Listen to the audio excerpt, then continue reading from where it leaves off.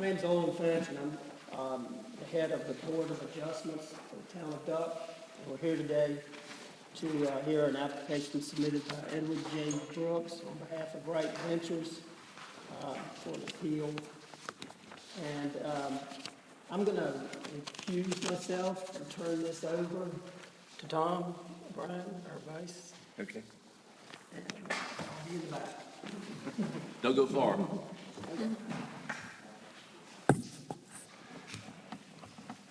Not having gone through one of these before, I've asked Ben Gallup if he'll help us through it and run this portion of it.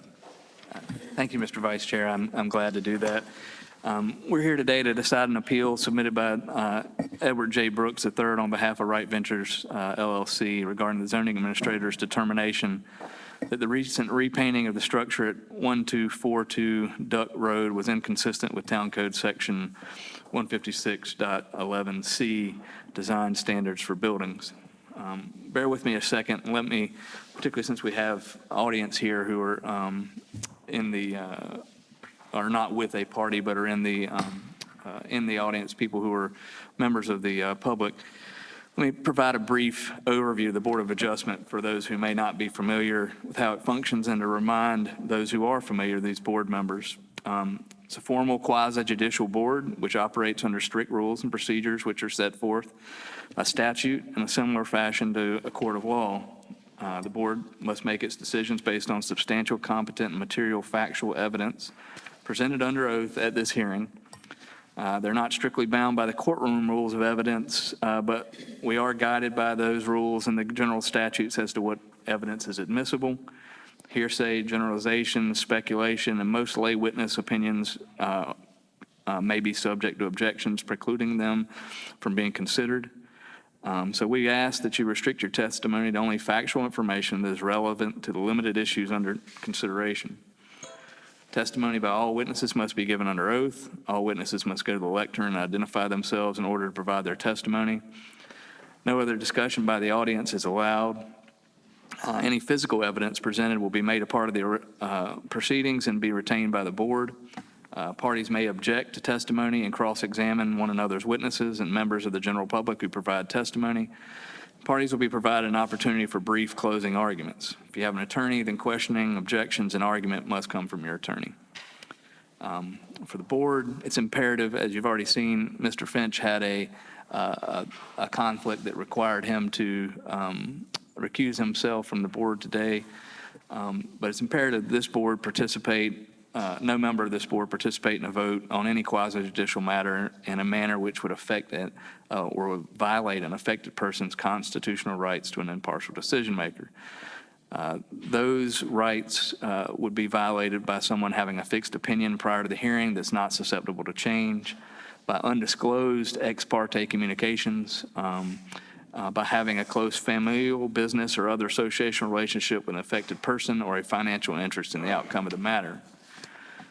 Previously undisclosed ex parte communications, that means communications with town staff or communications with the applicant about the case, which have not caused you to develop a fixed opinion, may be cured through the disclosure of facts or information obtained on the record, basically by telling what you talk to them about. So that gives the parties an opportunity to refute whatever you may have heard.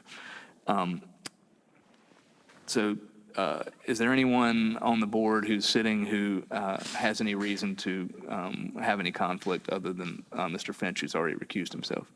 No. Great. So the process for the hearing, I don't expect any motions. I don't expect any intervening parties.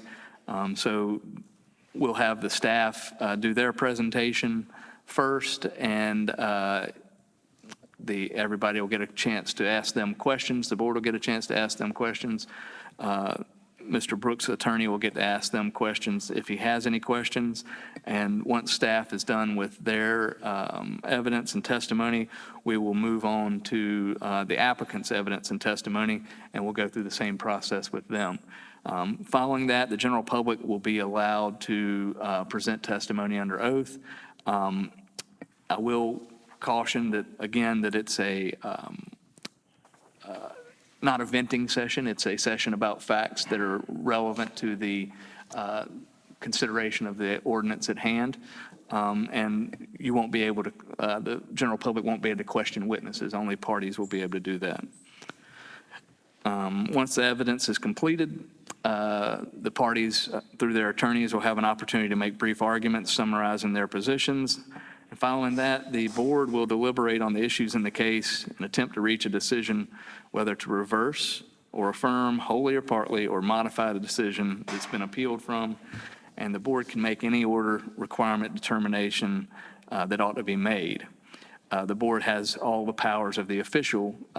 I believe it was Mr. Hurd who made the lower decision. So you have all the powers that he had. You can act as he could have acted. So now we'll go on to the evidentiary hearing. Ms. Womble, I assume you will be representing staff. I will. And let me see if I can remember Jeff's last name.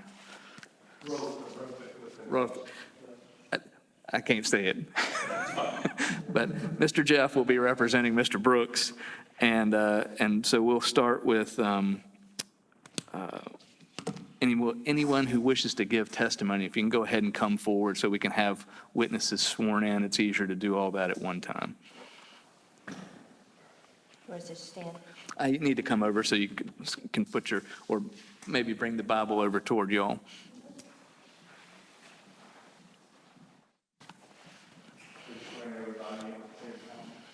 Yep.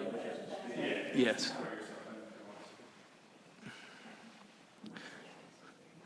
Mr. Braithwaite, you need to go over there. We can put your hand on there.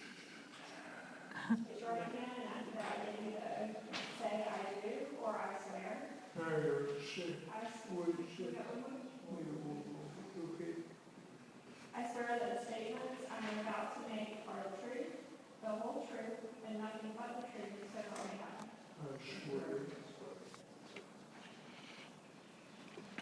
Thank you all very much. So now we'll open the hearing and we'll let staff move forward with their presentation.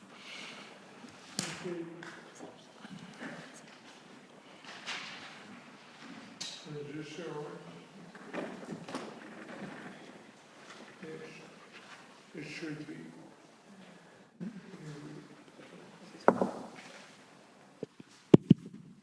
Okay. If you don't mind, I would like to, right next to the podium, but give my presentation from here. There's no particular reason why I need that there. So I'm going to present staff's ordinance and our decision and the rationale behind that. And I use the word "our" because although technically it comes from me, I do have Sandy Cross, who's our senior planner, with me, and she is the one who's actually our eyes and ears in the field as it related to this issue. So first of all, just for the record, I did want to point out that we rendered a final appealable decision on February the 17th. The applicant applied within the appropriate time frame 2 weeks later on March the 1st. You'll note in the staff report, it gives the dates that this public hearing was advertised in the paper.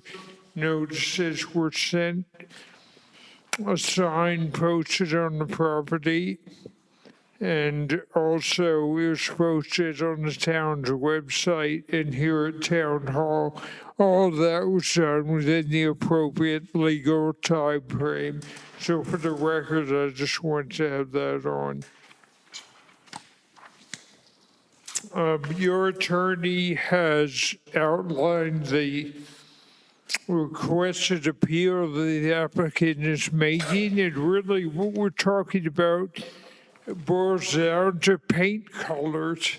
So this is an unusual one for staff and the board, but while we have some sympathy with the appellant in this case, we also see a real precedent if this is set and allowed. So staff, after receiving some comments and noticing the building in question, conducting an inspection of the property at, commonly known as Tommy's Market at 1242 Duck Road. And we did find that the paint colors that building had been recently painted were not consistent with the standard that reads paint colors shall be of low reflectance, subtle, neutral, or earth tone colors, or shall relate to natural colors within the town generally. So we found that it was inconsistent with that standard, in our opinion, and to be honest, that's one of the things that makes this a really unique decision, is that there is an element of subjectivity when you're looking at paint colors and determining whether they meet that standard. However, we felt pretty strongly that this color did not meet that, so we did make that decision and informed the applicant, or appellant in this case, the property owner, as well as the new business owners, of that decision. So the justification for that decision, as I noted, we found it inconsistent with the subtle, neutral, or tone color thing, but we also did want to highlight a couple reasons why that's important to us as a town, and one of which is that we've consistently enforced this. In this instance, the applicant or the appellant did not come to us prior to painting to say, hey, we want to paint it, here's the color. No, we do not require a permit. And that's,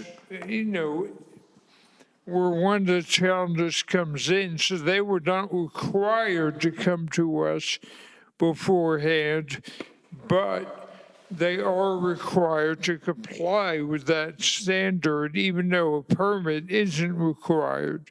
So in this instance, we have, over the years have had dozens of different properties and property owners come in and talk with us about colors before they repainted. And we've worked with them. We've had instances where someone was going to paint something, very, very bright and bold color, and we informed them that that wasn't allowed, and they came back with something different that we did agree on. And so one of the issues that we see with this would be an issue of consistency. So we've enforced this on dozens of properties over the years, but, so it's hard for us to say, okay, we'll let you do it, but we didn't let these others. And then secondly, pardon me. We didn't find any other examples of similar colors for buildings, throughout the town, or and to us, again, it's a matter of interpretation, but we did not find this to be a natural or earth tone color. So from that standpoint, we also found that it was inconsistent with that section that I mentioned earlier. We have some information in your staff report that comments on, the applicant in their application made several comments, and I did want to touch on those. The first of which is that they mention that the color matches the original Tommy's blue color of the market building. So first of all, we have no evidence or, knowledge that that was ever the case. So, first of all, we don't know if it was the case, but even if it was, it's irrelevant. In other words, our ordinance doesn't say you can paint a building any color that it was ever painted in the past. It says it has to be subtle, neutral, or tone color. So just because it was painted a certain color in the past doesn't offer the owner the right to repaint it in that way, just like any of our other zoning standards. I mean, you could not come in and build a food line on this property because we have changed the rules to not allow that. And in the same way, we change the rules to, the town council adopted standards that said it has to be a certain color. So secondly, the applicant mentions in their application that the color would naturally soften in the summer sun. And that may be true, it may not be true, I don't know. But if even so, in the meantime, it's still in violation, and we have no way of knowing if and how long that process would take if it happens. Third, the property owner would incur significant expense if the building is required to be repainted. And this is where we're sympathetic to the appellant in this case. However, we do want to note that that could have been avoided had they come in ahead of time. Fourth, that the color is a neutral blue with low reflectance. And again, with the understanding that it's subjective, staff did not make that same finding. We do not think it's a neutral color with low reflectance, but it's more of a bold and vibrant blue. And so that was our interpretation. And lastly, that the blue color matches the color of an existing sign on the adjoining Waterfront Shops property. Again, we did not find other similar examples of blue colors on buildings throughout the town, throughout Duck Village.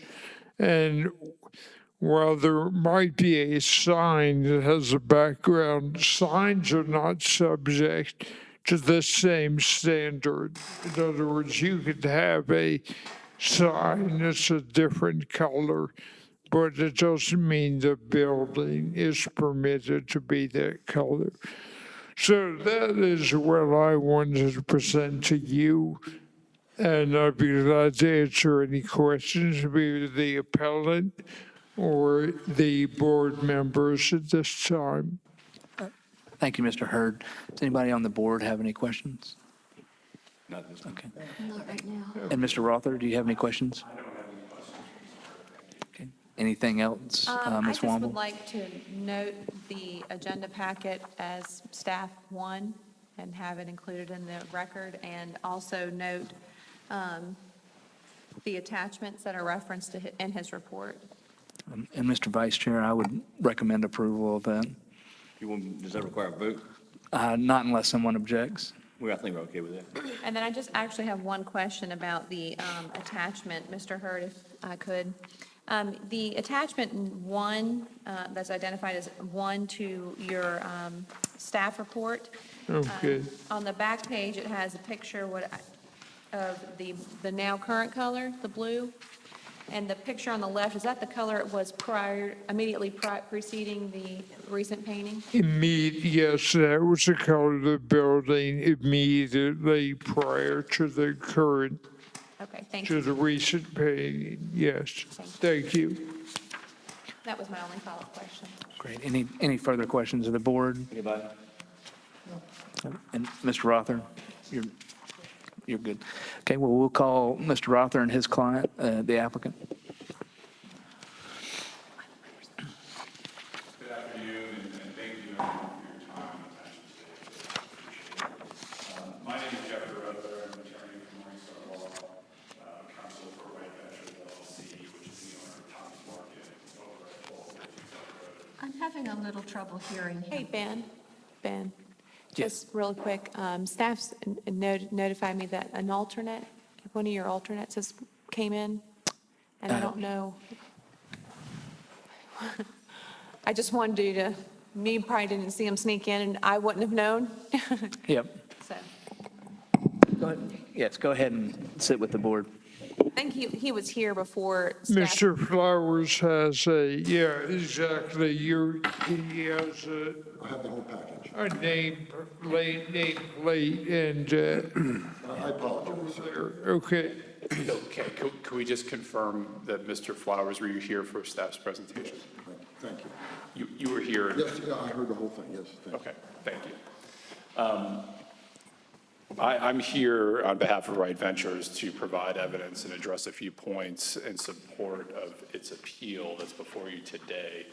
At the outset, I'm going to ask the board to take official notice of the contents of the town's code of ordinances, particularly section 156.111C, and to include that section of the code in the record of today's proceedings. I do know that the staff report has just been entered, and I believe that ordinance is excerpted in the staff report. Mr. Gallup, I have another copy that I could provide after the hearing for the record if you don't already have it. That may make it the easiest for the clerk, just so that she won't have to go and find it. She'll be able to just scan it in and have it there. Would you agree that the relevant portion of it is in the? Agreed. And that way you don't have to pass them a copy. I mean, Ms. Womble, if she wants a copy, she can have one, but I don't think the board members need one if the relevant portion of it is in the packet already, unless Ms. Thank you. Womble has some objection to that. I don't have an objection. I believe the staff report's already been entered. Finally, in a few minutes, I'll be asking Mr. Jay Brooks to testify, and he plans to provide some photographs and documents that, for the board's consideration, that will also be asking to be included in today's record. I'm going to be very brief in these opening remarks. I just want to make sure the board understands what the task is for it to decide today. The central issue for the board to decide today is very simple.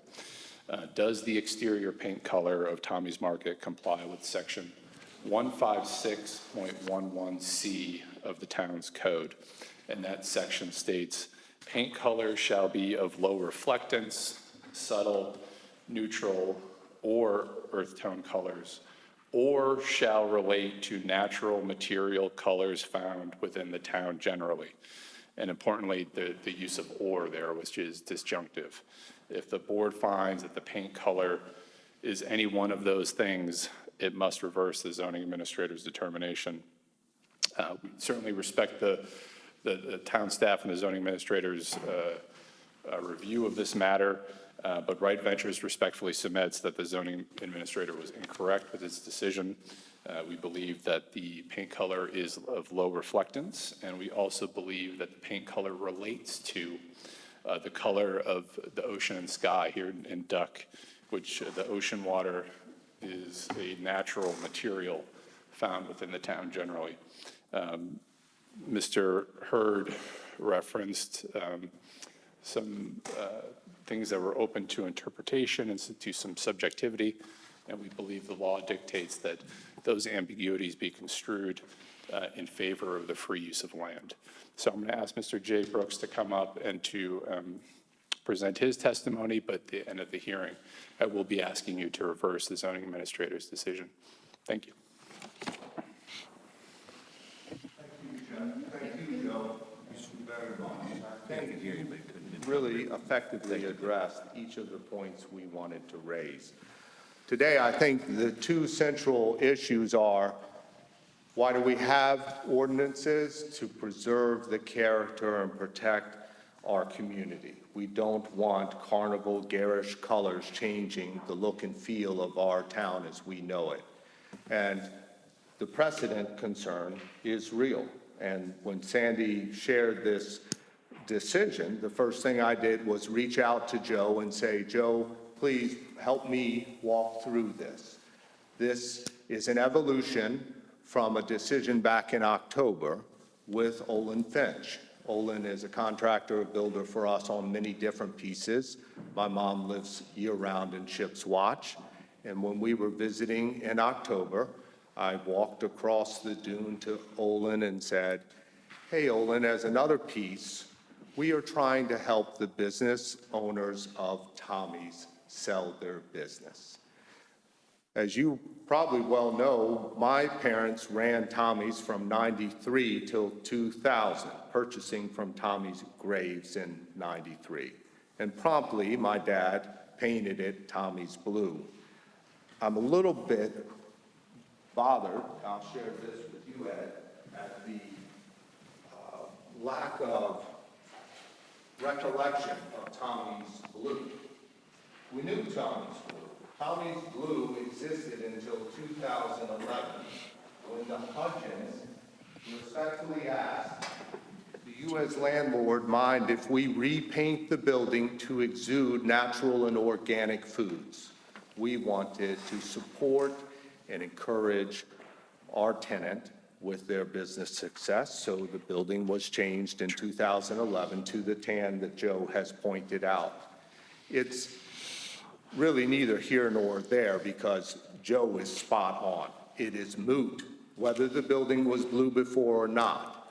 But I do want to address the genuineness of the proceeding, which is, in October, I went to Olin and said, I would like to help the tenants sell the business. I would like to take it back to Tommy's Blue. With my dad having passed, it would be a tribute to him, and it would help re-energize the look and feel that's become tired. I said, however, we will not get that approved with the town of Duck. With my wife present, I was assured we can paint it blue. I was dumbfounded, and this is my fault, my mistake, because I should have followed my gut. Olin called Mark Murray over and said, Mark, do we need any permit to paint in Duck? Is there any restriction? Mark said, no permit, you can paint it any color you want. So I went home and said, Olin, we want to paint it Tommy's Blue. There used to be a color at Pittsburgh Paint called Tommy's Blue. So I called Pittsburgh Paint and I said, I'd like to get that, can't find it anymore. So I think Pittsburgh Paints and the bypass was acquired, and so we did the best we could. We were not intending to be garish. We felt we had selected a genuine blue. Sapphire is a saturated blue. When I called Joe, he kindly shared, it's not that it's blue, it's too bright. And that is very subjective. So I think, all right, I respect that, and I respect the concern for setting precedent, but honestly, what is too bright? Is it a hue? I'm not sure without a better articulation, we can agree, we can all probably come up with a different formulation of what is too bright. Our neighbor, Jim Braithwaite, shared a good point. He said, Jay, the curious thing is you have a two-story building, of which a story of it is roof. You can't even see your building coming from the south or north, but for the cupola, until you're right on the property. So, you know, I think that our broadcast to the community is not so garish that we are setting some precedent that the doors are open. Moreover, this very process sets precedent that the doors are not open. When I talked to Joe, you kindly shared, you should follow the appeal process. And I said, I respect that, Joe. I agree and concur that we need a process so there is not a perception anybody can choose to paint a building any color they want. That would not be healthy for our community. I apologize to Joe, I apologize to Sandy, but there was absolutely no presumption or indignance that we can do what we want. My very comment to Mark Murray and Olin Finch was, we cannot do what we want, we need to ask permission. Living in Minneapolis, I relied on their fluency with the community as to what needed to be done. So we proceeded to paint the building in support of the new business purchasers. Sandy sent notice to the former business owners mid-December, what color is the paint? We need to verify it against this ordinance. We sent it right away and did not hear again until February 17th when Joe's team decided this is not compliant. So if I may, I will suggest, as Jeff has, that I'm a licensed North Carolina attorney, but an attorney who has himself or herself as a client has a fool for a client. So Jeff will check me on this. I think that any language in an ordinance is construed against the drafter, as Jeff shares, in favor in North Carolina for the free use of land. In fact, North Carolina case law is in support of governmental zoning for regulating orientation and use of property, but not aesthetics. That said, I am all in favor of regulating aesthetics. The language of the statute that we're trying, or the ordinance we're trying to focus on, or shall relate to colors, natural color material in the community. It doesn't say natural building colors, so I think this is a distraction to say we looked through the town and couldn't find another blue that was the same blue. I agree with Joe, it's moot and irrelevant about other sign colors, but I think when we look at the naturally occurring colors in the town of Duck, whether it's the evening twilight or the color of the sound in the morning or the Ducktown website from an aerial showing ocean to sound, that you will find the color of Tommy's Market. So I hope. Can I see those first before you pass them down? Thank you.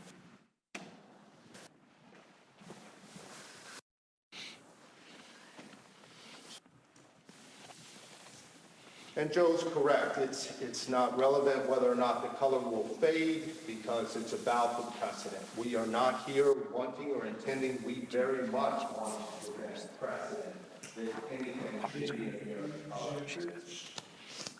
He wants, yeah, if we're going to share these with the board, we probably just need to mark them so we can track them, and then, okay, and then, For asking.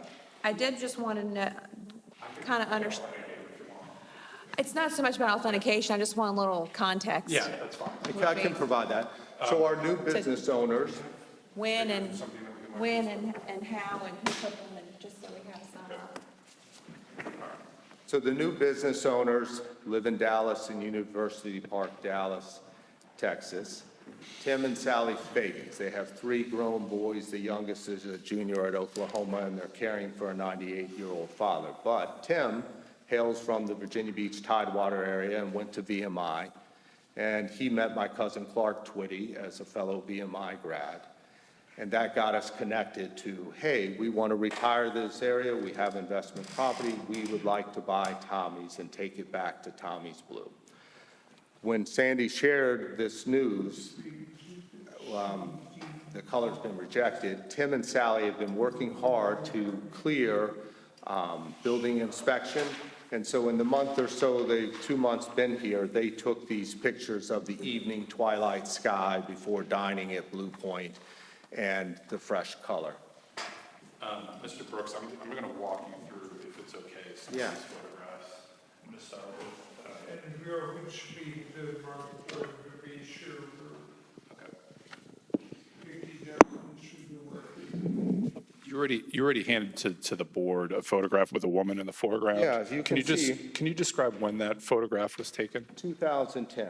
So the excitement from the customer base, this woman came into Tommy's and raved to Tim and Sally, was so grateful it's back to Tommy's Blue. You can see the sign, my dad. I'm not trying to be Okay. difficult, but we do have to, the rules of evidence do apply to these appeals, and so well, I think that there's some there's requirements that there be inherent reliability, and we're talking about somebody else coming in and affirming the statements. And I'm not trying to be difficult, but so you said that was in 2011? 2010. 2010, okay. And I'm going to mark it on the back, if it's okay. That's fine. It's Exhibit A. And Joe, I think you can verify that with the awning and the Tommy's Market sign. And I'm not disputing that it was 2010. Okay. Well, thank you for the correction. I'll mark it Exhibit C. It's okay. I'll mark it Exhibit C for the record. There's a second. So Grouping, I think those were grouping, you could mark them together. Correct. It'd be Mark, you fine want to with mark me. all with C together? Okay. No, I think it was C, and then the second set was taken separately. They look different. Yeah, these are modern. I can mark them all as D. Okay. All right. And I guess that when I was saying context, I just want to know Yeah. when they were taken. Okay. And Mr. Brooks, I'm going to mark on the back a collection of photographs that you just had as Exhibit D. Okay. There are 4 photographs. Taken by the Fagans. When were these photographs taken? End of February, beginning of March. Okay, of this year. Correct. Perfect. Thank you so And much. the first 3 photographs are of Tommy's Market, correct? I think they're all of Tommy's Market. And then the evening twilight sky from Blue Point, yes. The 4th photograph was taken here in the town of Duck? Correct. Right behind Tommy's.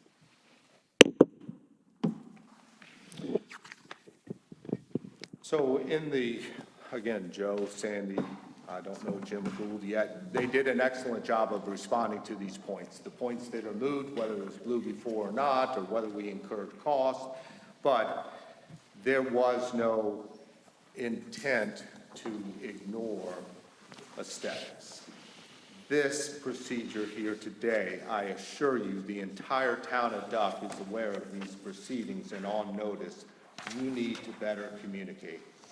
This is my fault. I am sorry. I should have followed my gut, and regardless of the information, called you, Joe Hurd, called you, Sandy Cross. I certainly know you, and I should have done that. Pieces were just moving too quickly, and we are at this point in time. So, I'm sure I'm forgetting 1 or 2 points to share. You probably just at the end of the day have to ask yourself, with procedures like this in place, do you think the floodgates are open that other commercial building owners will be able to willy-nilly destroy the character of this town, painting buildings whatever color they want? I think it's clear that will not succeed. Second, do you find the sapphire blue of Tommy's Market overly garish, too carnival or vaudeville, when it is a saturated night sky blue, is not visible but when you're upon it, and certainly helps a new business owner in the town of Duck re-energize a business that has stagnated over 2.5 years of pandemic. Good for the Fagans. I hope you'll support them. I hope you'll support my wife and I as owners of Tommy's Market. We've been the owners since 2001. Any questions for me? Please, Bob. I have a question. Yes. Will you, I want to make sure I understood what you said about your communication, I believe with Sandy Cross. Yes. And, Can you make sure that the mic is right? yep, okay. And it had to do with your communication regarding your selection of the paint color. Yes. Did I understand you to say that you had provided that information to Sandy in Yes. mid-December When she requested it. when she requested?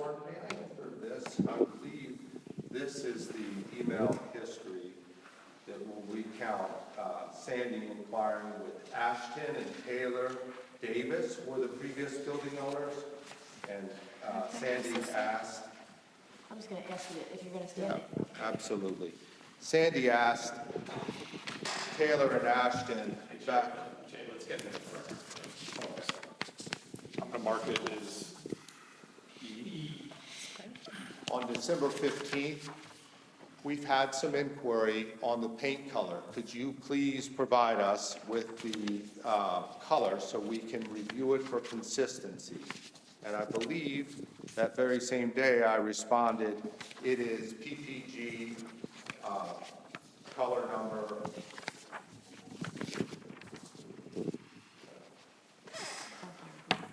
Sapphire blue.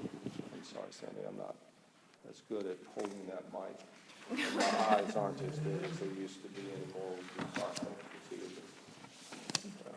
So you provided her at that time the name of the paint and the manufacturer and the number, That's correct. but not a sample of what that paint looks like. At that point, it was being painted. Okay, it was being painted at that So time. we started with Olin's painter, 1st of December, December 10th, hoping to get it done before year end to close the sale of the business. And am I correct in my understanding that you received no reply from Sandy until the notification in February that the town staff was taking exception to the color? That's right. Okay. And so, something that you mentioned, Mr. Wetzel, on that. And Mr. Brooks, do you, Can I see those emails? Sure. Thank you. We're short on lights. That sounds good. I'll pass it down. So the selection of the paint color was intended to choose Tommy's blue. We provided that color to Sandy. The new business owners followed up a number of times to say, have you had any resolution if there's an issue with this color?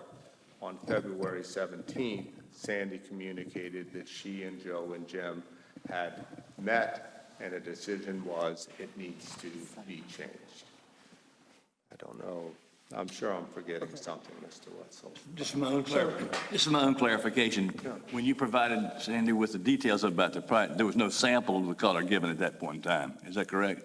That's correct. There was not a swatch given to, thank you, Tom. But if you The did have a building was swatch, painted. you physically had a swatch on the side of the building because it was in process of being. As you can see on the email, and that reminds me of what I was going to say, it says on the email, we've had several inquiries. So at Olin's advice, Olin and Mark said, well, who complained? You should ask. And so when I called Joe, I said, Joe, who has complained about the Tommy's blue? And Joe kindly shared, I don't know if it was so much a complaint as an inquiry, but that all went to Sandy. And Sandy would know, you should ask her. So I kindly called Sandy and I said, Sandy, did someone come into the office and complain, or was a letter written, or was it an anonymous grouse?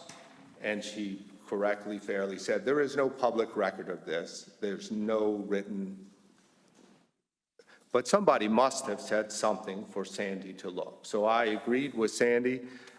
It was a time when I could remember everything, and I'm supposedly wiser, but I sure can't remember what I could yesterday.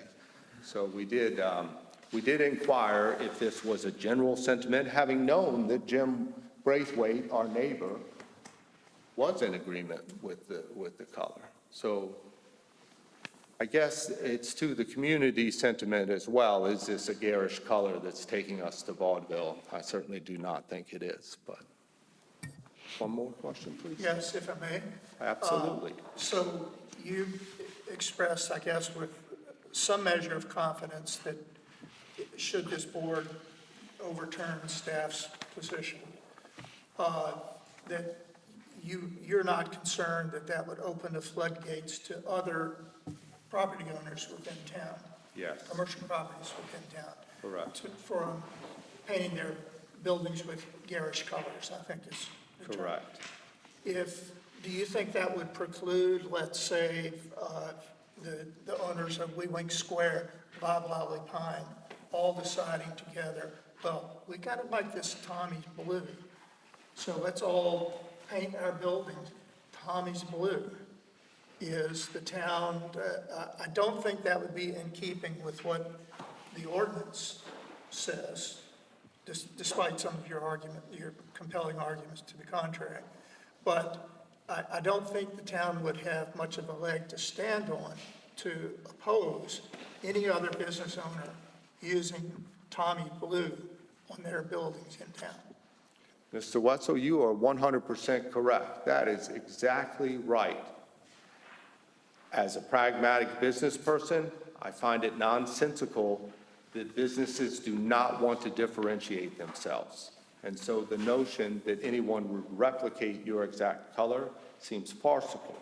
Indeed, when Dad painted Tommy's Blue in '95, my Uncle Doug Twitty was rather peeved because he was trying to adhere to the blue of Twitty and the audaciousness that somebody else would do blue. So I agree with your statement. This is a problem if everybody decides to be Tommy's Blue, but I take some comfort in the fact that business operators will want to differentiate the waterfront shops or Wee Winks or any marketplace to identify their business. I cannot, but. Yeah, it seems to me that it's the town's position, from my interpretation of this ordinance, that the town, as a matter of course, does not want businesses to differentiate themselves by the use of bright, vibrant colors, except perhaps in the case of trim work or things of that nature. So respectfully, I would characterize the color differently rather than bright and vibrant. I think we intended the color to be fresh and clean and energizing. But I think that's healthy to agree to disagree. If everybody wanted a different bright and vibrant color, then I think you have this process to regulate that. There was something else you remarked in that. So I do want to reiterate, I do not think under North Carolina law you even have that jurisdiction to regulate aesthetics. I think if you look at the zoning, and Lauren may disagree, but you can regulate use and orientation, meaning setback lines, proximity of buildings, but even for its best intentions, the desire to maintain a very, it all looks alike, I'm not sure that would hold water. That said, I am in full support of it. I don't want a glaring new neon sign. I think everyone would suggest some sort of heartburn when sunsets came in with neon green and palm trees, but that's neither here nor there. It's just agreed that that's what we're trying to deflect. I hope not to be the instigator who's setting precedent for that. But it is your decision, and I respect your decision. Thank you. Any other questions from the board for Mr. Brooks? Yeah, go. I know Ms. Womble had a question, but I'll let you. Yeah, you go first. Yeah.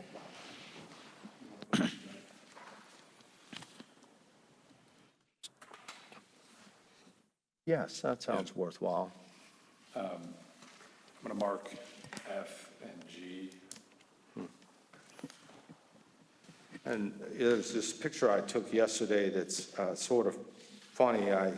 Well, hold on a second. Okay. Well, let's just get them in, and then Yeah. you can describe them. Exhibit, do you recognize Exhibit F? Yes. And what is that? How do you recognize this photograph? I took that picture with my mom yesterday after getting a coffee at Duck Coffee. This is a photograph of Tommy's Market that you took yesterday. Yesterday morning at 10 a.m. All right. So this is marked F. I have extra copies if. Are these both F? Yeah, it's the same thing. I don't need an extra copy, it's okay. I'll just pass it down. And then, do you recognize Exhibit G? Mr. Brooks? It's a photo from the Town of Duck website. The Town of Duck's Facebook account? Yeah.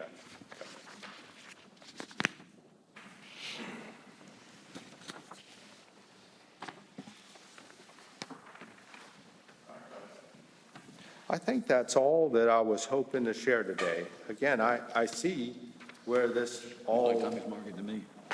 went sideways. I felt we needed to ask. I was in a room with others who assured me that we didn't need to ask. I had to get back to family in Minneapolis, and I needed to get it in motion to have it done.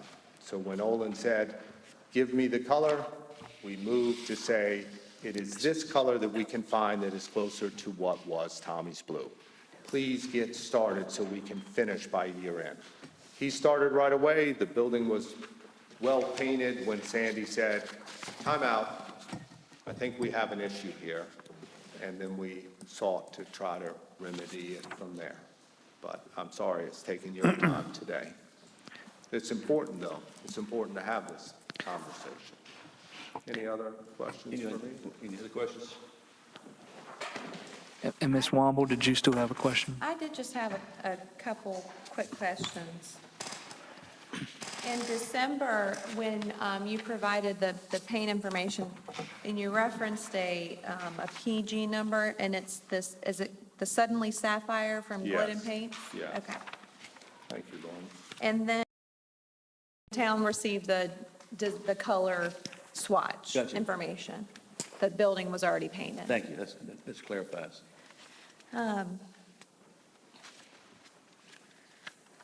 And then, are you aware of any I got us, your Exhibit E has communication between you and staff and regarding the paint and the appeal in that process. Yes. Are you aware of communication that staff had directly with the new owners between December 17th and the February decision? One of those emails is Tim and Sally Fagan's reaching back out to Sally, or to Sandy at the start of February saying, Sandy, please help, any further word? Sandy saying, we've not met yet, I think we're going to meet next week. And then again, an outreach saying, Sandy, have you met? And Sandy responding, yes, we met last week, and the boards Okay. or the committees responded. And then,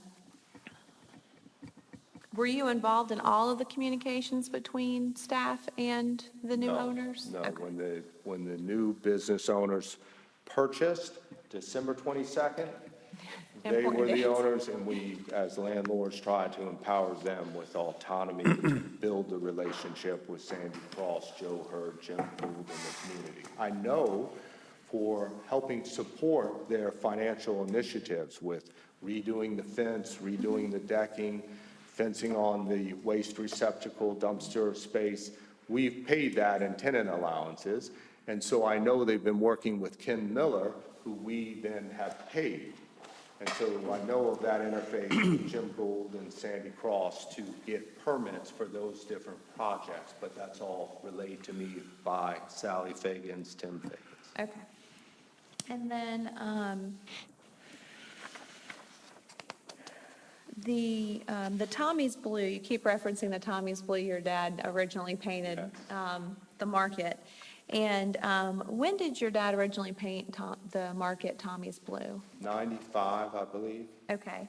And do you know when the ordinance, the paint color ordinance standard came in for Duck? Thanks to Sandy, she was very helpful. I believe in the summary, the report that's in there, it says 2004. Okay. So I agree fully, it's moot whether it was that color before or not. It went to brown. We are just trying to evidence there was no indifference or, Oh, I understand. yeah, I it wasn't understand. willy-nilly, why are you painting Just it a this random blue. scarce color? I No, understand. there was other Okay. sentimental reasons. Those are my questions. Thank you so much. Thank you, Lauren. Let me pass these emails down. I don't have. And does anybody on the board have any further questions? I do have one further question, if I may. So You've raised, I believe, a point of law having to do with North Carolina law and aesthetics. Yeah. And our potential ability to rule or not rule on that issue.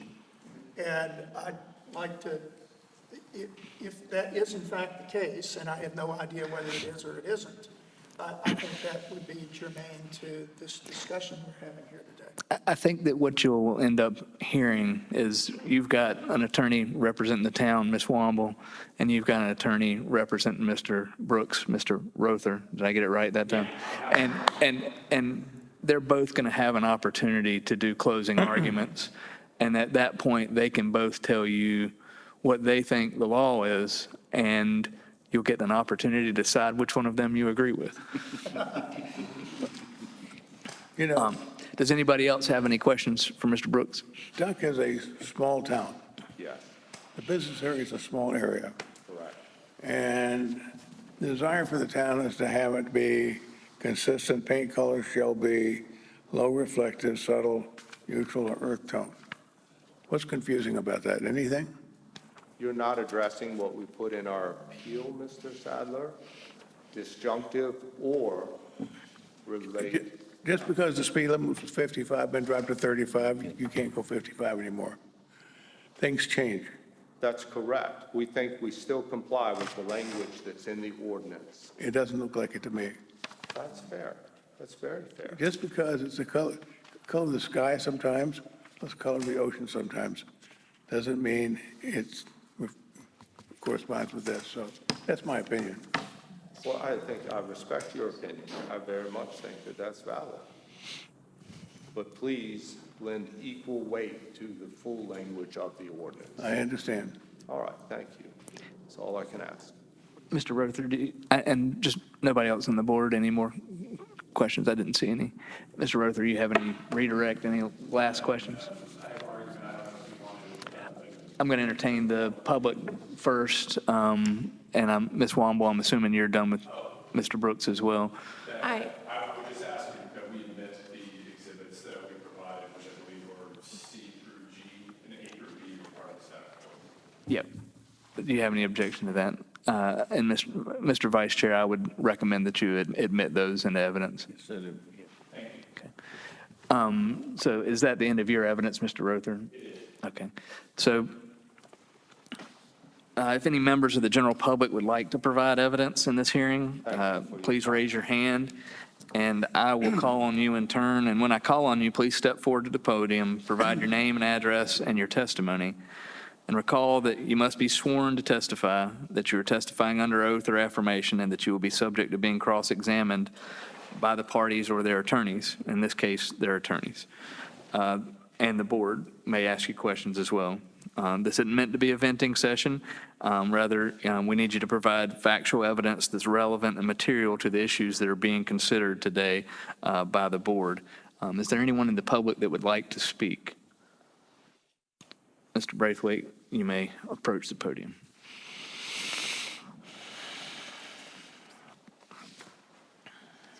How y'all doing today? My name's Jim Braithwaite. I'm the property to the north of Tommy's and to the west of Tommy's and to the south of Tommy's. And I remember back in the day when it was that color. I also know that Jay was trying to pay tribute to his dad and go back to the roots how it originally was. I went to a meeting the other night. People were applying to the planning board, and they were going about the history of Duck. They want to pay tribute to the history of Duck and also keep it going forward in the future. Well, that's a big part of the history of Duck. It was that color, not from the very beginning, but pretty close to the beginning. Like I mentioned to Jay, if you're looking at the building, it's a two-story building. Most of it's just roof. You could almost argue that it's an accent feature on the cupola and the dormers. You don't see it because my hedge blocks it out coming north, the dumpster blocks it out, and then the walk-in box. So it's just a very thin line of blue coming from the other end. I've got some Russian olives that block it out, some crepe myrtles. Crepe myrtles aren't even blooming right now, so you can't really see it there. And the front's glass. I mean, I've certainly tried to, what I have up here in Duck, develop it in a tasteful way and kind of create an image that I think the tourists like. with my waterfront shops and also with another shopping center. And I don't think this is out of keeping with that. It's certainly not pink, it's not lime green, it's not purple, which, would I be opposed to that? Absolutely, I think anybody would, but I don't feel this color is, it's like I say, Jay's mentioned before, it's reoccurring, the sky's blue most of the time, the water's blue. I mean, it's probably the most reoccurring color up here, certainly more reoccurring than beige or some of the other colors, and there's so many different blues. How do you pick which one's good, which one's not? I mean, I went to the paint store today, picked blues, and this is one manufacturer, all these different blues. I mean, how do you say one's worse than the other? I mean, there's so many of them. I mean, how could you pick one? And that's the actual color right there, that color. But one's certainly not any worse than the other. I mean, I've got a lot of money invested in duck. I certainly want it to be tasteful and well done, but I feel like figuring out some of these rules, like figuring out the fishing season. It's in season now, it's not in season. It's not big enough, it's too big. It's hard to figure out if you don't know. Most people don't know the rules exist. I mean, I don't see anything wrong with it. I've been here for 50-some years.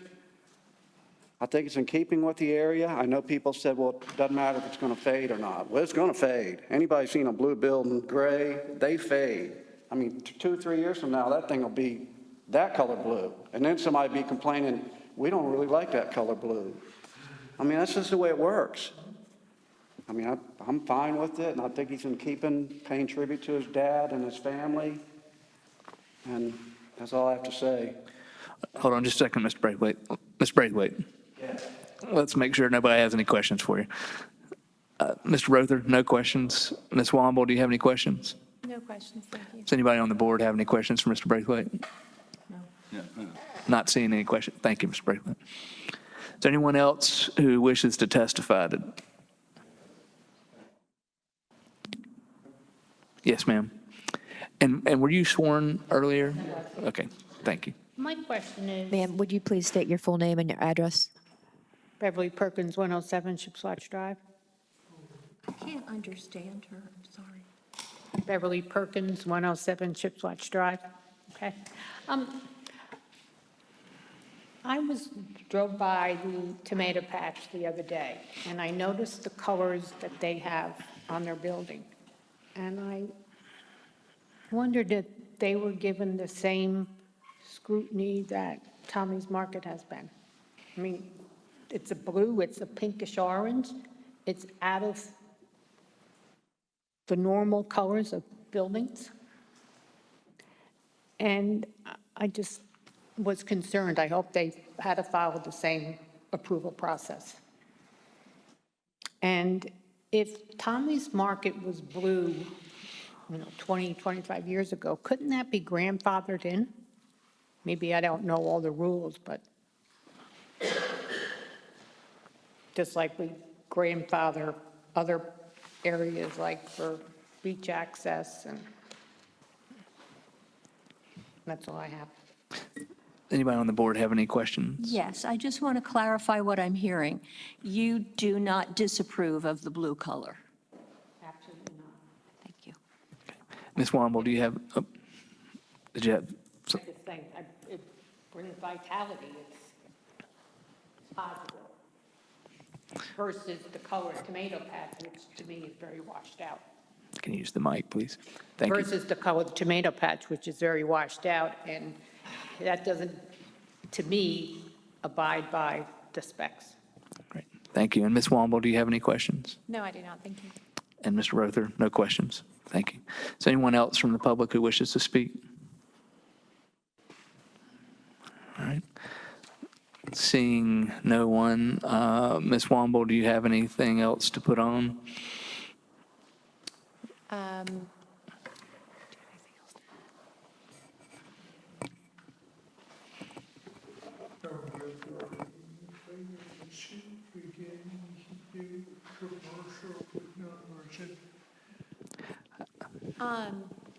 You're going to deal with that in your argument, I assume. I am, but I think he probably can add some foundation from the ordinance standard. If you want to call him, I think that's fine. Do you have any objection to her? she wants to call Mr. Hurd as a rebuttal to some of the comments from Mr. Brooks. That's fine. So if you want to call Mr. Hurd. Just briefly, thank you. Okay. Mr. Hurd, if you could, and I'm just going to try to keep this narrow and certainly not too far in the weeds, but there were some assertions made regarding the town's regulation of aesthetics. And is there a difference, are there regulations within the town's ordinance on aesthetics for residential properties or commercial properties only? Commercial properties only. Okay. And the design standards for buildings under this section 156.111, the design standard for building, that's for commercial? That's for commercial properties only. Okay. That's correct. All right. Thank you. Thank you. Mr. Rother, do you have any questions for Mr. Hurd? And Board, do you have any additional questions for Mr. Hurd or any of the other witnesses? All right. Well, we will close the evidentiary portion of this hearing, having heard from everybody. And now we'll allow Mr. Rother to go first with an argument, and then Ms. Womble. And once they have their arguments, it'll be up for the board to deliberate, and I'll give you a little bit of guidance right before that happens. So, Mr. Rother. Again, Jeffrey Rother from Morningstar Law for the appellant Wright Ventures. And again, thank you all for your time and attention today. As I said at the outset, we are here, you're hearing hearing an appeal of a zoning administrator interpretation. And as a Board of Adjustment, you're a board that's created by statute. You have limited jurisdiction, which means you have a specific job to do today. And I'll get into what your specific job is to do today, but I want to take it a little backwards and address why you are not here today. You're not here today to decide whether you like the paint color, whether you would have selected the same thing, what else can be allowed and what else can't be allowed. This board is not a lawmaking body. It doesn't have the authority to change the rules, alter, disregard the standards. Its job is to collect evidence, which you've done by the photographs of this paint color, and to interpret the ordinance and apply it to the evidence that you have received. So, Mr. Wetzel asked, and Mr. Brooks mentioned, we've got some serious questions about the lawfulness of the ordinance. We're not shy about that, whether it's unconstitutionally vague, whether it exceeds the town's zoning authority that's bestowed by the state. None of that's before you today, right? I'll put a formal objection in for the record, but I'm sure Mr. Gallup would agree and Ms. Womble would agree that that would be an argument for a different forum. You're here today to collect evidence, and you're stepping in the shoes of Mr. Hurd and deciding whether his decision was correct. It's just a matter of interpretation. So I'll put the formal objection in, but I don't believe that's an issue for you to decide today. I'm sure Mr. Gallup and Ms. Womble would agree with that. I think the constitutionality is, I think you could argue the authority question. I mean, I think if they're able to step into the shoes of Mr. Hurd, I would advise them that if Mr. Hurd could have said, I don't have authority to do this, then they could have said that. If you want like me to make the argument, I can. I think it's a separate 1402.1 case if we wanted to, but the town has the authority to regulate the use and development of land, right? That means the orientation, size, and use of property. It doesn't have the authority, in our view, to regulate aesthetics. There's a statute in 160D, and I don't have the site offhand, that specifically provides that municipal government does not have the authority to regulate aesthetics for one or two family structures that are subject to the building code. So that's what you, certainly, and that's a clarification you made. This is an ordinance that solely relates to commercial buildings, not to residential structures. But nonetheless, the general statute also don't explicitly provide the authority to regulate aesthetics under its zoning jurisdiction. The Supreme Court, in a case years ago, said that there is limited authority to regulate aesthetics in the zoning to protect the public safety and interest in property values. If you're doing something like enacting a regulation that is intended to protect the public safety, do something to minimize the potential negative impact on surrounding properties, then that could be within the jurisdiction under that case law. If you're doing something like paint color that is solely an aesthetic concern, I respectfully submit that's outside the town's zoning authority and would object to it on that basis.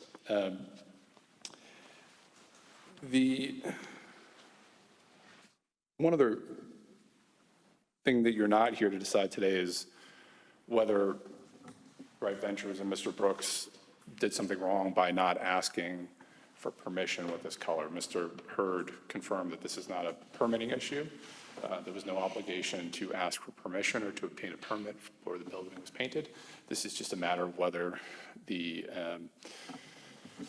paint color complies with the ordinance standard. There was the question of, if this is allowed, can this be done everywhere? Again, I'd say that's not the issue at hand, right? Because we submit this paint color complies with the town standard. And if the town decides that it doesn't want this paint color everywhere, then the town can enact a new ordinance, if it believes it's within its authority to do that, to create a new standard, right? If the standard said, if the town only wants earth tone colors on its commercial buildings, then it should enact an ordinance that says it shall be an earth tone color. That's not what we have here. We have a standard that is disjunctive. It is an or standard, as Mr. Brooks mentioned, and it includes paint colors that are of low reflectance, which we believe we have here, and also paint colors that relate to materials that are found within the town generally, natural materials. So we'll get to what the town's authority is and what his job is to do today, or what the board's job is to do today. It's to interpret. And how do we do that? Our court system has given us rules of thumb for how to interpret municipal ordinances. Case from 2018, which is always my favorite to cite in matters like these, which is Appalachian Materials versus Watauga County. The Court of Appeal said that words matter.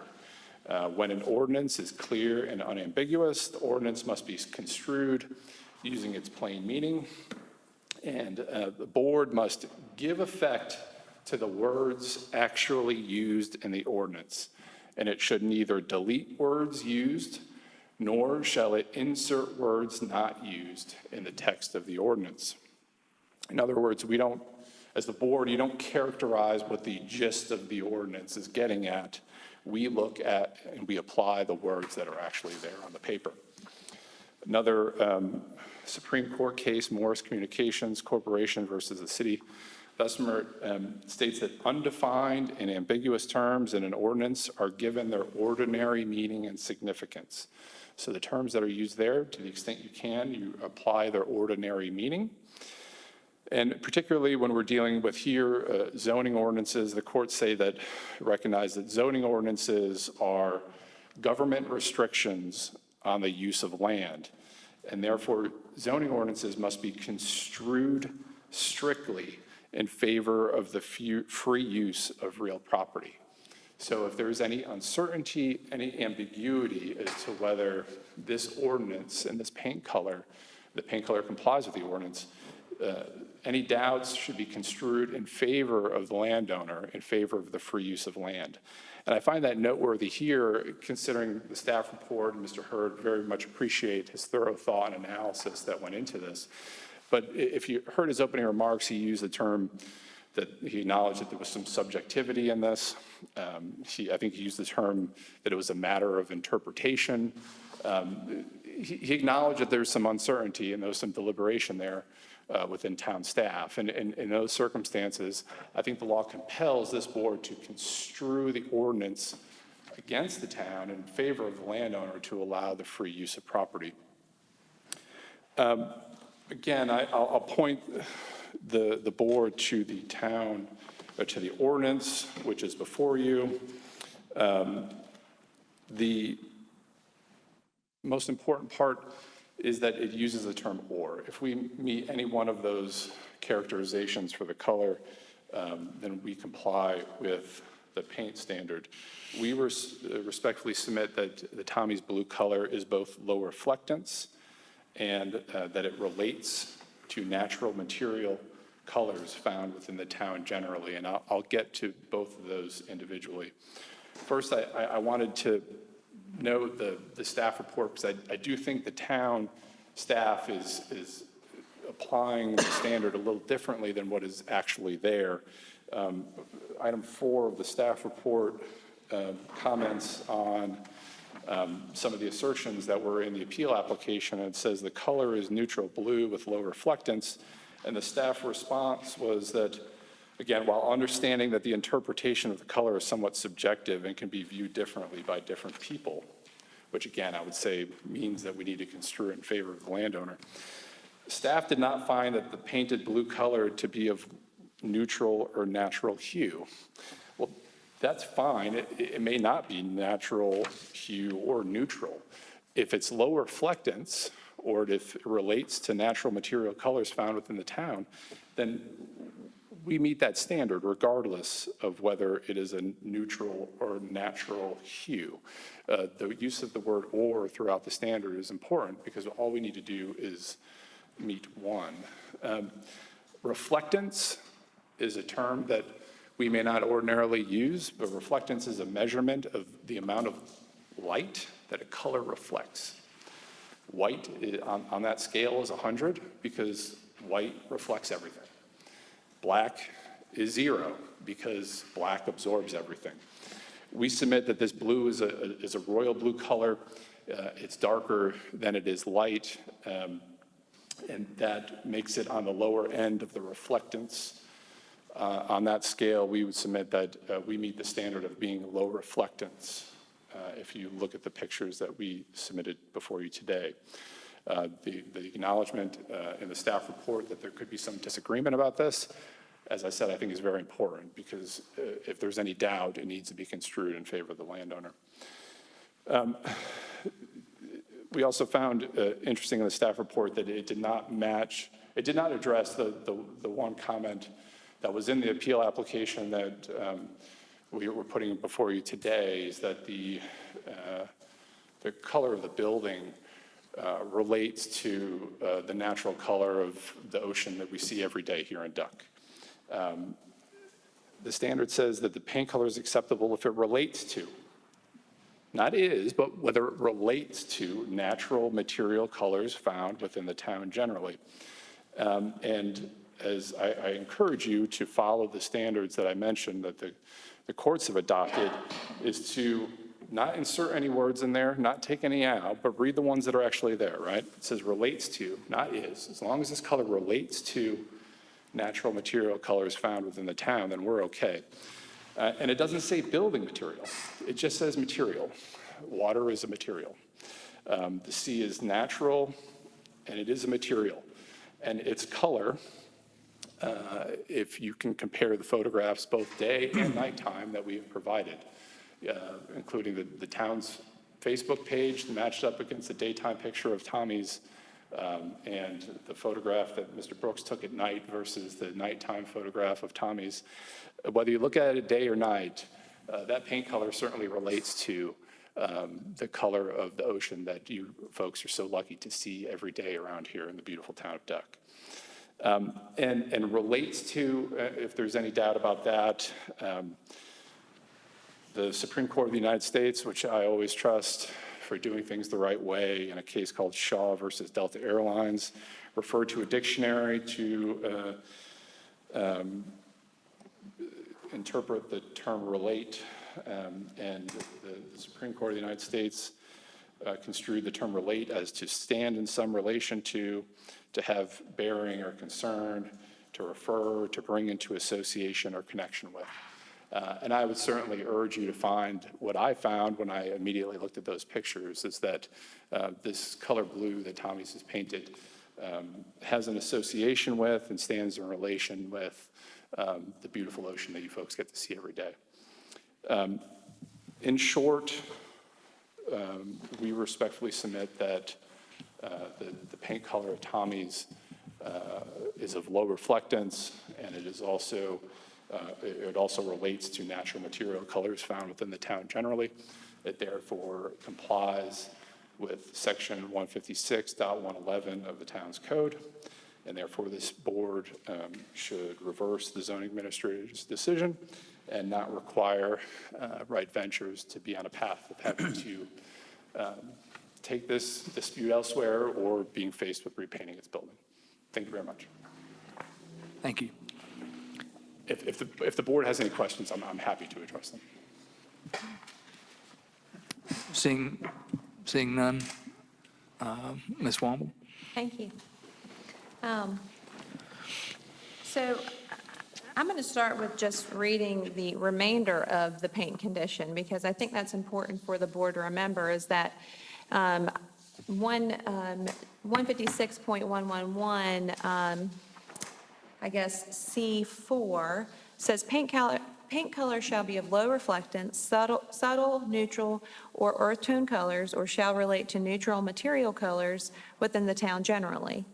Contrasting colors of brighter hues, including pastels, may be used to accent architectural details and entrances. I think, and consistent with the law in North Carolina, you need to read that section in its entirety.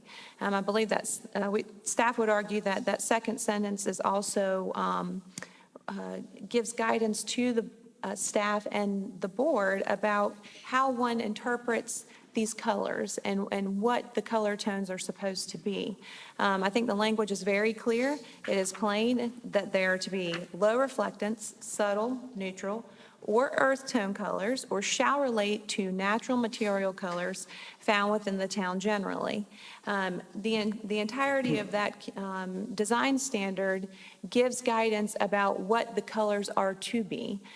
Don't think that it's appropriate for the board or staff to pick one piece out of the sentence over the other. Now, it's certainly an or. I do not disagree that the language there is or.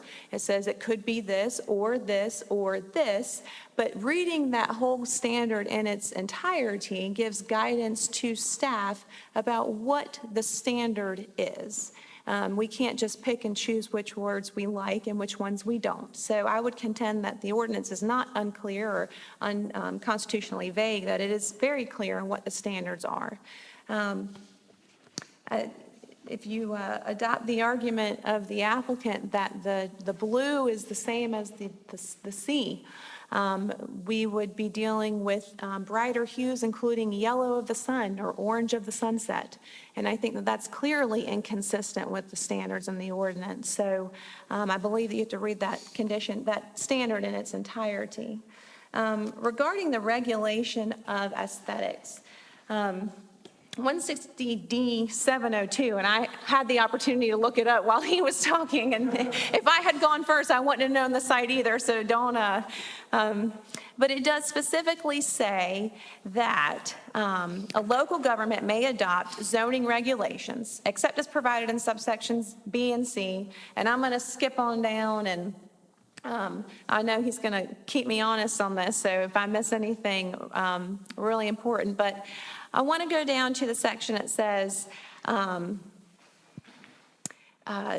purposes of the subsection, the phrase building design elements means building color, type or style of exterior cladding material, style of materials or roof structures or porches, exterior non-structural architectural ornamentation, location or architectural styling of windows, doors, including garage doors, types of rooms, interior layout, and then it says building design elements do not include the following: height, bulk, orientation, location of the structure on a zoning lot, the use of buffering or screening, and it goes on and on and on. And it specifically says that those design standards cannot be applied to single, one or two family dwellings. So we're not talking, that's talking about residential development. What we are talking about is commercial development. It is not improper for the town to regulate aesthetics, particularly paint color. I think that staff's report speaks for itself. Staff's presentation was regarding the brightness of the blue. The blue is called radiant sapphire. I think that, and I don't want to misspeak it if it's sapphire blue. I'm sorry? Suddenly sapphire is what it was in the email. That was what I recalled. Suddenly sapphire. Not that, I mean, names of paint, I guess, can be anything, but when you see the pictures, I think that you should affirm staff's decision that this blue color does not meet the standards within the ordinance. And so I would ask that you affirm staff's decision. And so having heard all the arguments, do you have any objection to him addressing? I was going to say, I don't think I grossly misrepresented. Yeah, I looked up gross, it's kind of a side, we had a commentary earlier about gross misrepresentations, and I joked that I would look up gross to determine whether or not her statements were any misrepresentations or gross misrepresentations. There was no misrepresentations either. I just want to make the point, and she's Ms. Womble mentioned the second sentence in the ordinance that say the contrasting colors of brighter hues, including pastels, may be used to accent architectural details and entrances. Again, what I said, the standard is you can't insert words that aren't there, and you can't take out any that are there. The word, what she's trying to get you to read this is if it said only, right? Contrasting colors of brighter hues, including pastels, only may be used. It doesn't say that. It says that they may be used to accent architectural details and entrances. I think these two sentences actually should be read independently of each other because they address different things. And finally, agreed that the statute that we were both talking about only relates to, prohibits aesthetic regulation for residential buildings, but nonetheless, this is a zoning regulation. It was adopted under the town zoning authority. And for that reason, it has to fall within the authority that the state gave it. And 160D-701, which states the purpose of zoning regulation, states that zoning regulations shall be made in accordance with a comprehensive plan and shall be designed to promote the public health, safety, and general welfare.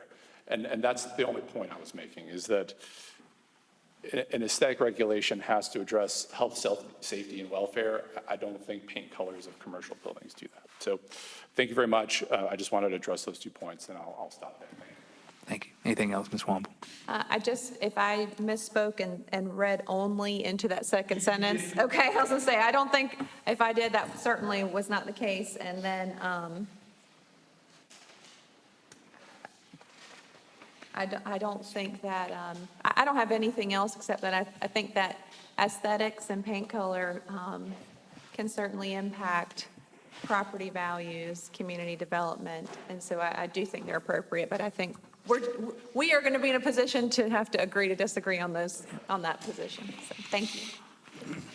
So we're now in the deliberation phase of the meeting, and you as a board need to decide whether the applicants have met the burden of making their case via substantial competent evidence.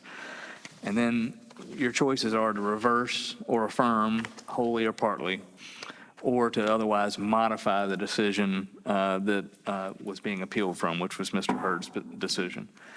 And in doing that, you can make any order, requirement, or decision or determination that ought to be made, and you have the same powers that Mr. Hurd had. So essentially, you are a five-headed zoning administrator looking at the facts and applying. I think no one on either side disagrees that what you're applying is section 156-111C4. And you're trying to figure out, do the facts of this case meet C4, or are they a violation of C4? And Mr. Brooks and his attorney would tell you that they meet C4, and Ms. Womble and staff's position is that they do not meet C4. So, Mr. Vice Chair, it's back with you in that regard, and unless, I can handle the voting stuff if you want me to, if there are motions, but it's up to you. When we discuss among ourselves, do we talk into this, or can we talk to each other? You need to talk into the mic. So Okay. this is because this is an open meeting. Yes, All ma'am. right, I have something to say. First of all, maybe this is too simplistic, but blue is a primary color. It exists naturally as blue. And secondly, sapphire. I love sapphires, but they're also natural. So, it's kind of interesting. I'm hearing natural descriptions of things. So I just wanted to, gentlemen, women love sapphires, but it's natural. But the fact that blue is a primary color also makes it natural. Other comments on anybody? I have one more question for Sandy, for Ms. Cross, whichever's Do appropriate. either of you have any objection to her asking a question of Ms. Cross? Oh, I'm sorry. No. I just want to clarify that there were no complaints from the public about this color. Is that correct? There were no complaints. There were inquiries. Thank you.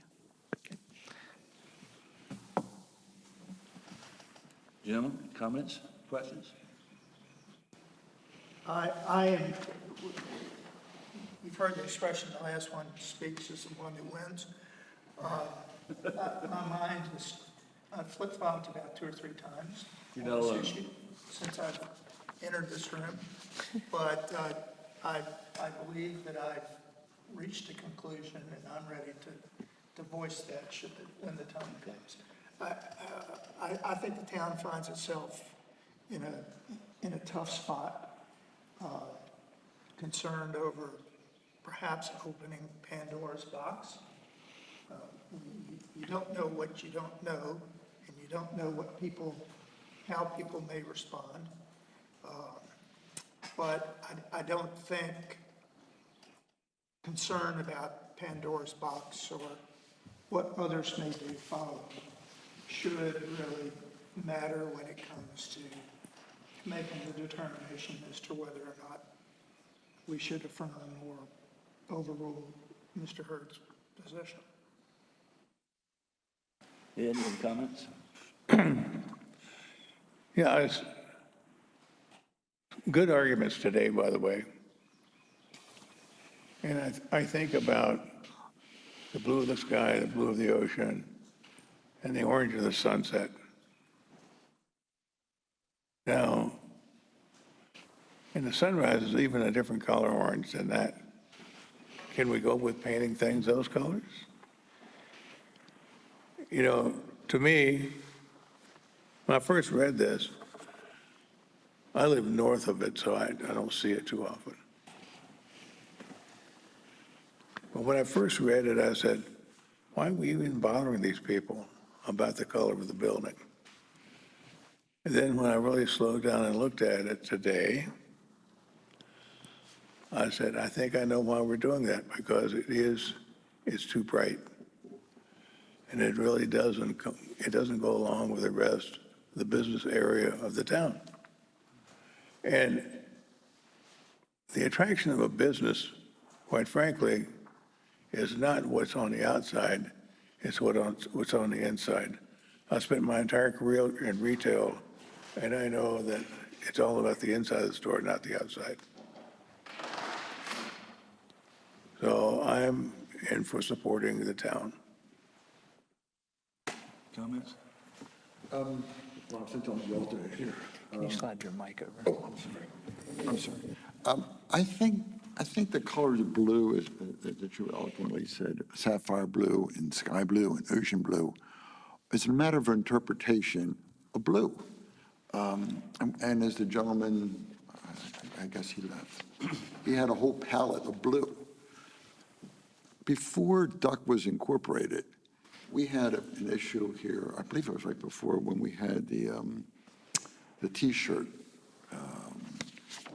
company come in and build their large T-shirt across from Tweedy. Wings, thank you. Wings, thank you. And the big issue there was color. And it was really an issue for the whole community not becoming Atlantic City, so to speak. And I understand how a number of people on the board and a number of people, including Mr. Hurd, has taken a position that blue is too vibrant because of that. I don't know what a compromise would be. You indicated that a compromise could be possible, or it could be part of our decision. And it's not as much a compromise as you don't have to do what Mr. Hurd did. So you can do anything that he would have had legal authority to do, but you don't have to do what he did. I don't know that he could have, a compromise isn't something that would have been something that he could have done. Certainly Mr. Brooks could have compromised and changed colors, but for Mr. Hurd to come up with a compromise where he changed the ordinance in his head, that's not something he could have done. So that's probably not something that you could do. Now, the parties under the statute can reach a compromise some other way, but that's not what this board's here to talk about today. So when I say that you can modify it, it's as if you were Mr. Hurd sitting in his office. You can do what he could have legally done. And what that would be is that he could have legally interpreted it differently. He could have seen the facts differently. He could have applied the facts to that law differently. But compromising other than a change in the facts would not be something that he could probably do. For me, I'm struck with the wording in paragraph 4, that subtle and neutral, and I have a hard time reconciling those two with what I'm seeing in the building. Are we ready to take a vote, you think, at this point? If someone has a motion, then that would be appropriate. I wanted to say one more thing. Frankly, I would consider it a hardship of anyone starting out in business. I realize you're the owner of the property, but an additional expense at this time could be construed as a hardship. And that's one of the things that we're trained to look at in terms of a situation. So I just wanted to throw that out there. And I would caution you there that this is an appeal rather than a variance. So a variance is more where you consider hardship. So an appeal. Our situation is either or.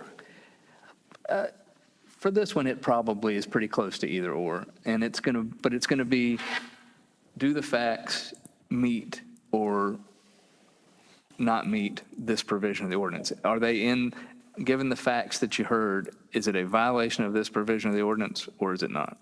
Right, it's an either or situation, I think, yeah. Yeah. So would anybody like to make a motion as to whether we affirm or reverse a decision of the town? I'll make a motion. Excuse me, Dave Flowers, I'll make a motion that we affirm. Second? Second. All in favor? Aye. No. No. I heard 3 ayes and 2 noes. So it's 3-2. The way the statute reads, it's If we did it correctly. no, this part you've done correctly. So there needs to be findings of fact in an order that's adopted.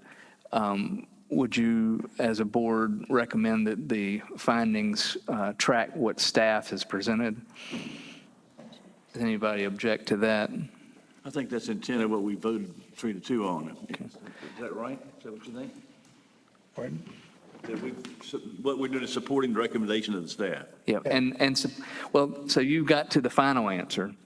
but the facts have to be built up to get there. And so there have been two different, the majority of the facts are the same, but there have been two different perspectives on the facts. So would you, and it's typical if you're going to accept staff's position and affirm them, to adopt their factual evidence as your findings of fact. If you think that there's a change to their factual evidence that needs to be found, then we need to talk about that now. If not, then you need to direct that the order and written decision include findings of facts consistent with staff's factual presentation. I would think maybe look at number 4 on the staff presentation, where it's their recommendation that it's inconsistent. Yeah. Well, so what you've got here is they've got a whole number of pages. If you want to adopt all of that, you can. If you want to change that to some degree, you can. But we just need some direction on what facts you're looking at to support your decision. My recommendation would be that if you don't have any particular changes to the staff's position, that you adopt the staff's findings of fact as your own, and have Ms. Womble prepare an order that incorporates those facts and circulate that to Mr. Rother and myself, and then to be presented to the board vice chair for execution. Is that consistent with what you think we voted on? I think it is, although I didn't vote for it. Yeah, it's consistent. Yes, I would agree. I think so. Yes. Okay.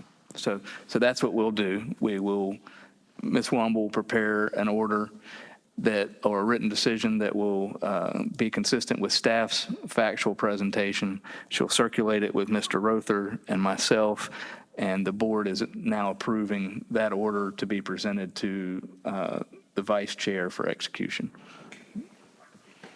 Okay. Thank you. No, ma'am, not at this point. You can certainly meet with your neighbors afterwards and speak with them. Yes, ma'am. So I believe that ends the hearing portion, and there's a little bit more left on your agenda. And I believe that Mr. Finch is still here. May come back to the table. Thank you all.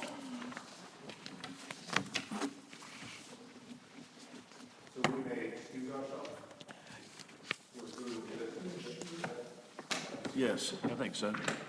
Yeah. Thank you, everyone. I appreciate all the input. Nice to meet you. Thank you. Thank you. You're back in the chair.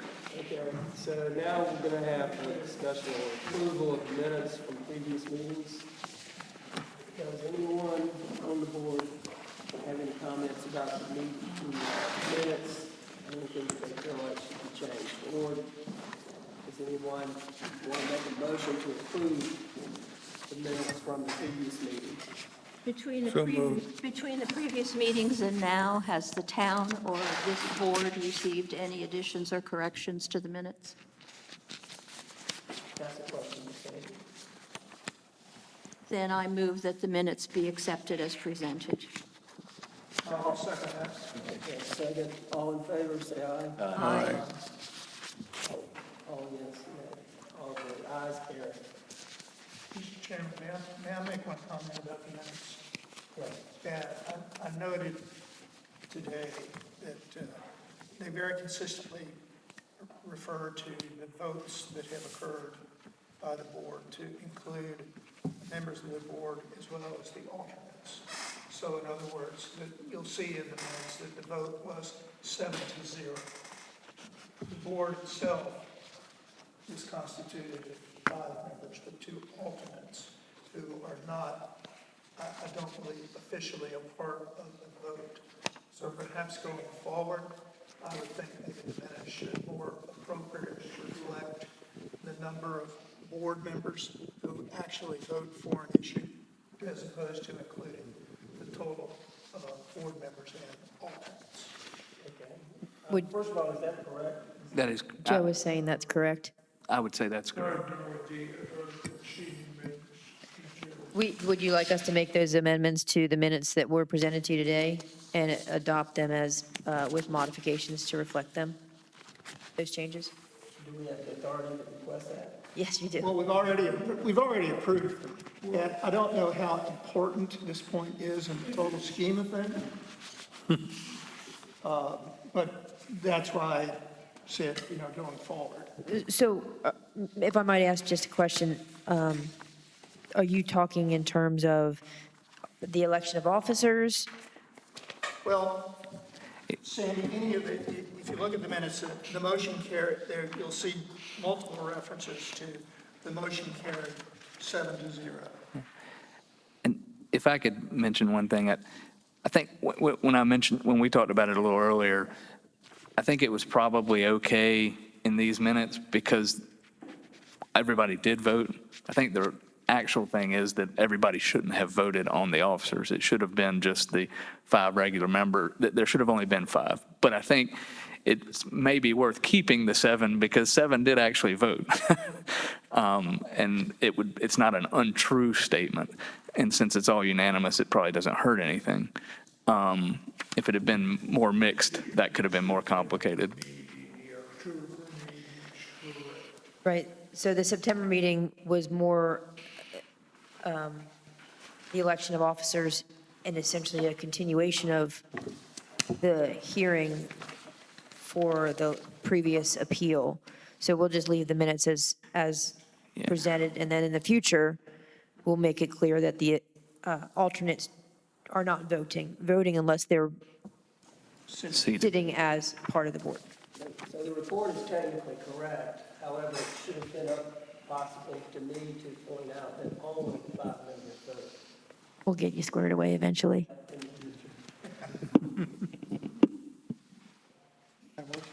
Thank you.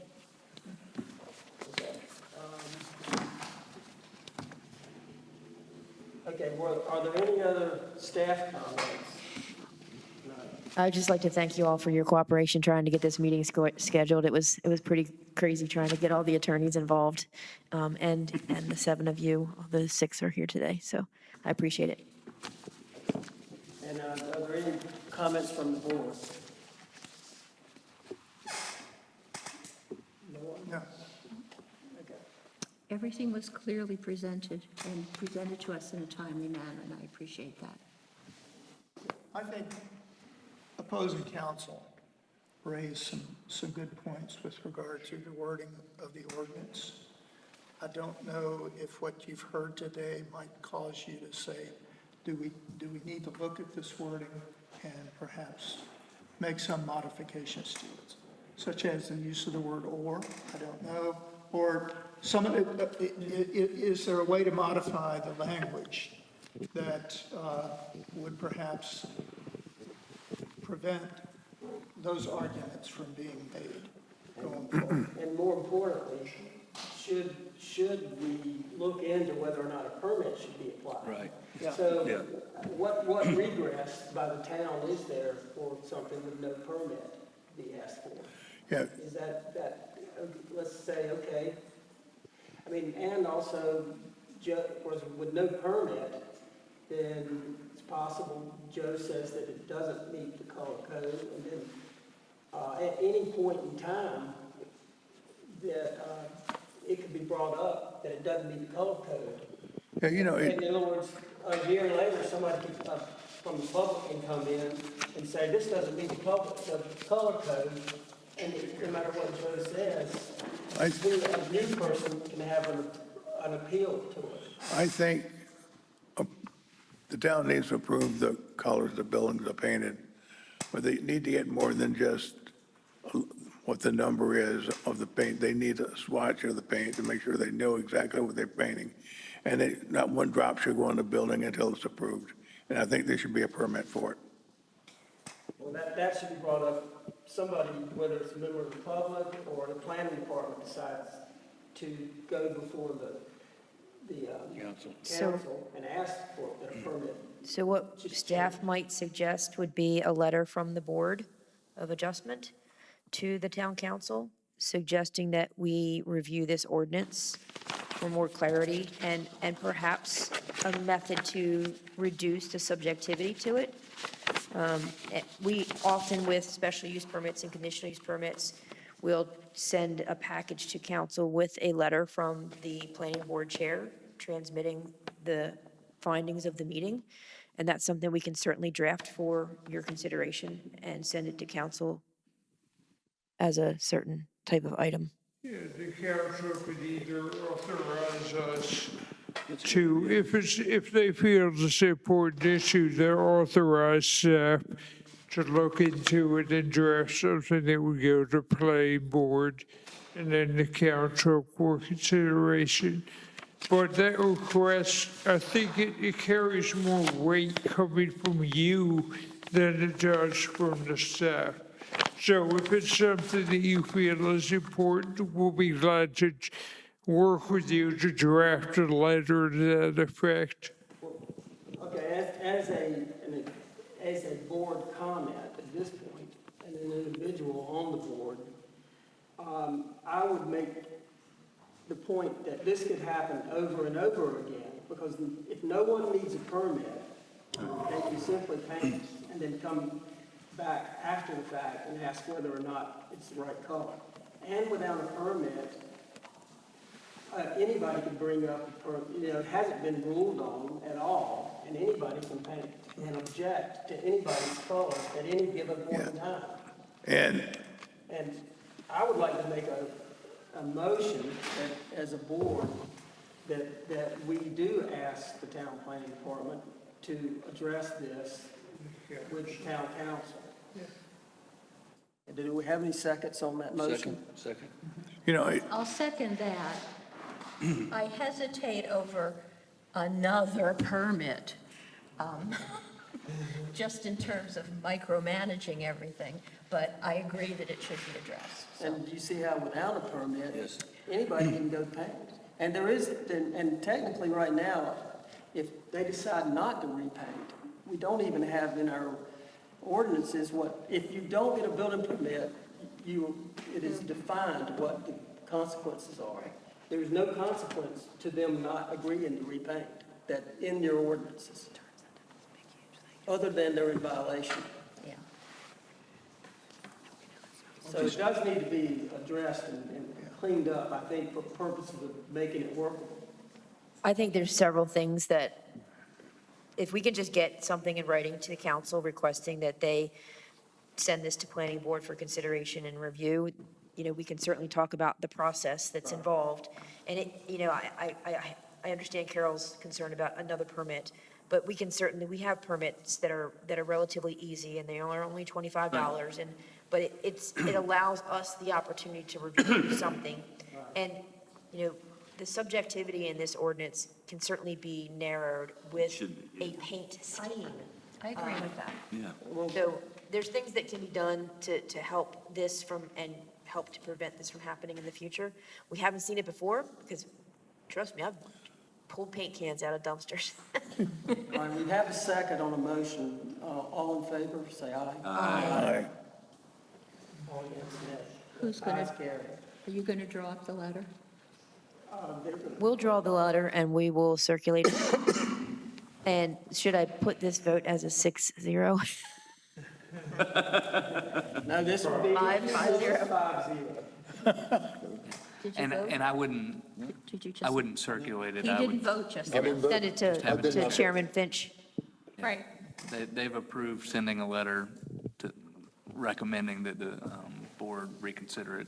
Right, Or so we'll- consider this provision, and I think that you can put a letter together for the chair to execute to do that. I would be cautious about circulating it and getting input without having another meeting. Gotcha. It'll go to Chairman Finch. Are there any other board comments? It's not today, this afternoon. I don't know that this is an appropriate comment or not, but just out of curiosity, following up on some of Walden's comments, what is the town's recourse right now Or what will be the next steps with regard to your communication with Tommy's Market, and what will that request be? Well, and maybe I can jump in here. We've kind of been conferring a little bit about what can we do now? I mean, certainly I know that hardship was a concern, and staff recognizes the expense that's related to this type of decision. So I think that a big step is having the town council request a zoning text amendment to that section. I believe that staff has the discretion to set some compliance deadlines, so they have to, at this point now that the appeal is technically over, they can appeal, and if they appeal, that could stay the enforcement of the decision down here. But then also, staff has the discretion to give a compliance time period for them to come into compliance. And then we're going to staff some creative ways to achieve compliance with the ordinance, but also in consideration with just kind of the community development needs. Well, but the question of like with permits, there are fees attached, and if you don't have a permit or you don't adhere to a permit, the penalty is double the permit cost. That would not apply here. It would be a zoning violation which carries a fine of up to $500 a day.